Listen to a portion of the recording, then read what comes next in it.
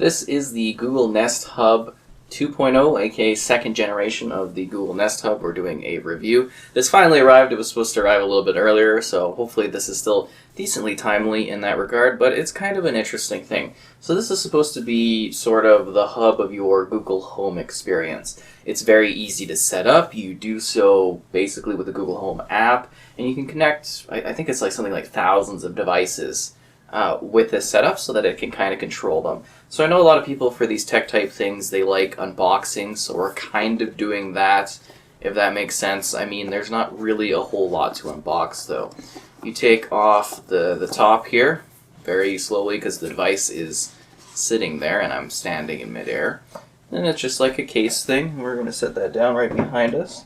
And then you have your screen here that we've been using for a little bit here so that we can check it out and enjoy it. And yeah, and then you've just got kind of an empty box. That's really all there is. So very straightforward. You've got a sleek sort of setup. I hope it's not too reflective.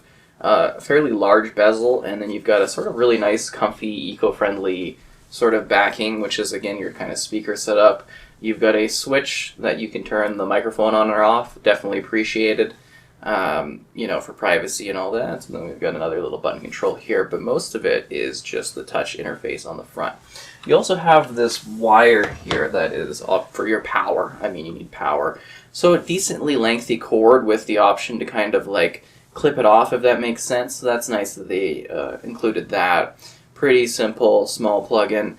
But this thing could have been, I think, a little bit better. The circular design is a bit of a pain when I'm trying to put it on, kind of like a power bar or really anywhere else. I had to specifically find a spot for this one because of that awkward circle design. It wouldn't fit in with a lot of the other electronics that I have set up for power bars.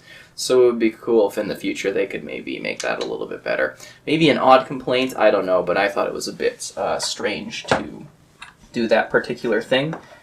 Just for plugging it in, because where you plug in your devices matters too, because it limits where you can put it. Because I would have really liked to have this on my desk, but instead I have to have it across the room because that's where there's a space for it. So I'm starting off with a decent level of, I guess, complaining to some degree, but no, this is actually a really wonderful and well done device for what it provides. So it sounds pretty good. It's got a good bass, sort of a decently rich sound to it. I mean, I think there's room for improvement, but it still sounds really good if you enjoy bass. I'm more treble myself. I know, right? It's totally strange, but yeah, I like to have that high up, and it actually sounds pretty decent. This can get really loud. So you can use this as a good room sort of speaker if you want, just in regards to like listening to music. There are services you can use, such as like YouTube Music. If you're in the US and some other select countries, you can get Apple Music running on this. I couldn't because, nope, not allowed in Canada. But I can still use Bluetooth, and I could play music through it that way from my music library or, again, through my Apple Music on my phone. So it really doesn't make a huge difference to me. It just would have been nice to have that built in here. And I think that's one element that I would have really liked, maybe improved on this one, is some more natively designed apps, if that makes sense. Because even when you go to use YouTube on here, you'd be like, hey, Google, play said video. It kind of just plays a video, and then it gives you other options for videos. But you can't really, at least from my experience, search or really in-depth kind of look around on YouTube in here. And since this is a Google device and YouTube is Google, you think they'd have a deeper level of integration for this particular thing, just for better viewing. There is the option to watch Netflix on here, which looks pretty good. YouTube videos look pretty good on here too. I actually really like the style of the screen. Now, the bezel itself, when you're kind of looking around, it's like, okay, it's a pretty big bezel. That could be smaller, I think. They could achieve that. I don't think that would be too hard. But the bezel actually seems to disappear. You're going to see some overlay, kind of video of like photos and stuff being played on it. I actually joke like it's a bit of a glorified, kind of photo viewer, like digital picture frame basically. But what's a really cool effect, and I don't know if other people notice this when they're looking at it, is it seems like the bezel almost disappears. I don't know if they highlight the photos in some way, but it has this like strange sort of 3D effect where I can barely see the outside, and it makes the photo come to the forefront, which looks really, really cool. You do get a number of apps on this. You get things such as like the weather, or you can have memos. There's also a sleep setup thing, which is kind of cool if you want to kind of track your sleeping. There is gesture controls, so I can be like, pop, and it'll like pause. I'm listening to music or something like that. I go, boop, just like midair, don't have to touch it or anything like that, and it pauses. That's really cool. I like the gesture controls. They're very easy for simple things. The bottom of it has a nice little grip to it, so it's not going to slide around. It's decently sized for both photos and other viewing things. You can control a number of elements of your household with this if you have certain connection things, I guess like thermostats and stuff. If you have that set up, you can control that from this hub, which is nice. But yeah, it's just kind of very well done for what it is designed. Now, I've heard if you're comparing it to the previous generation, of which I don't have experience for, sorry, this is more of a minimal upgrade. But with that, I do think it's generally a solid option if you are looking for this type of addition to your home ecosystem of IoT, like smart technology stuff. You can do calls on it and that, but it doesn't have like a camera element to it, which is a bit interesting.